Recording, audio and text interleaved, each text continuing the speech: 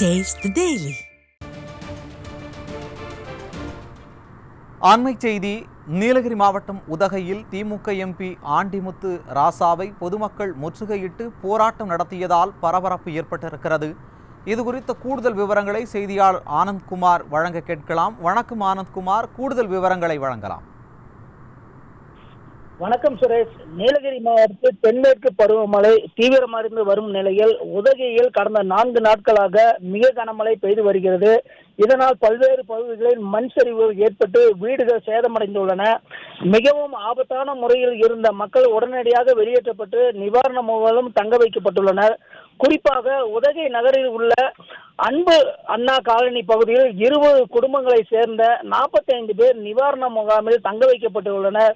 அதாவது இந்த அன்பு அண்ணா காலனியில் குடியிருப்பு பகுதியில் பல்வேறு இடங்களில் மண் சரிவும் மற்றும் தடுப்பு சுவரும் இடிந்து வீடுகளுக்கு மேல் விழுந்த காரணத்தினால் வீடுகளிலே ஓட்டை விழுந்து தண்ணீரும் மழை நீரும் உள்ள பெருக்கெடுத்து ஓடிய காரணத்தினால் அவர்களை முகாமில் தங்க விட்டனர். இந்த முகாமில் இருந்த மக்களை சந்திப்பதற்காக நீலகிரி நாடாளுமன்ற உறுப்பினர் ஆர் ராசா இன்று மாலையில் சந்தித்தார். அப்போது அவர்களுக்கான நிவாரண பொருட்களை வழங்கிய பின்னர் அங்கிருந்த மக்கள் ஆர் ராசாவை முற்றுகையிட்டனர்.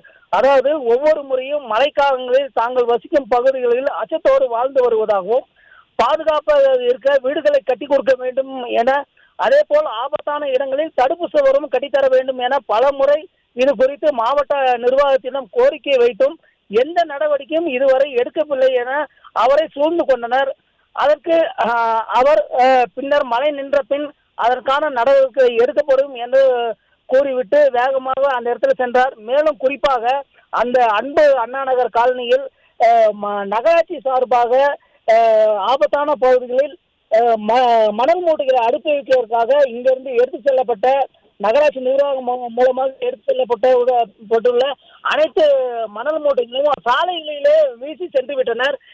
அதற்கு உதகை நகராட்சி நிர்வாகம் முன்பாக அந்த மணல் மூட்டைகளை எடுத்துக்கொண்டு தாங்களே அதுக்குள்ள பாதுகாப்பை எடுத்து வைத்துக் கொள்ள வேண்டும் என்றும் குறிப்பிட்டதாக கூறப்படுகிறது. மேலும் இந்த கனமழை காரணமாக 4 நாட்கள் அடித்த கனமழைக்கும் நீலகிரி மாவட்டத்தில் உள்ள மாவட்ட ஆட்சியரோ நாடாளுமன்ற உறுப்பினரோ சட்டமன்ற உறுப்பினரோ மற்றும் அந்த நகர்மன்ற உறுப்பினரோ இதுவரை அவங்களை சந்திக்கவில்லை என்றும் நேரில் சென்று அந்த பாதிக்கப்பட்ட இடங்களை பார்க்கவில்லை என்றும் பெரிய குற்றச்சாட்டு இருந்துள்ளது. இந்த நிலையில் தற்போது இந்த 4 நாட்களாக கனமழை ரெட் அலர்ட் கொடுத்தும் மாவட்ட நிர்வாகம் அந்த பகுதியில் போய் முன்னெச்சரிக்கை நடவடிக்கையை எந்த விதமான நடவடிக்கையும் எடுக்கவில்லை என்றும் அந்த பகுதி மக்கள் பெரிய குற்றச்சாட்டை எடுத்து வைக்கின்றனர். இதனைத் தொடர்ந்து ராசா அந்த முற்றுகையிட்ட பொதுமக்களிடமிருந்து வேகமாக அந்த இடத்தை விட்டு சென்று விட்டார். சுரேஷ், கூடுதல் விவரங்களை வழங்கியமைக்கு நன்றி ஆனந்த்குமார்.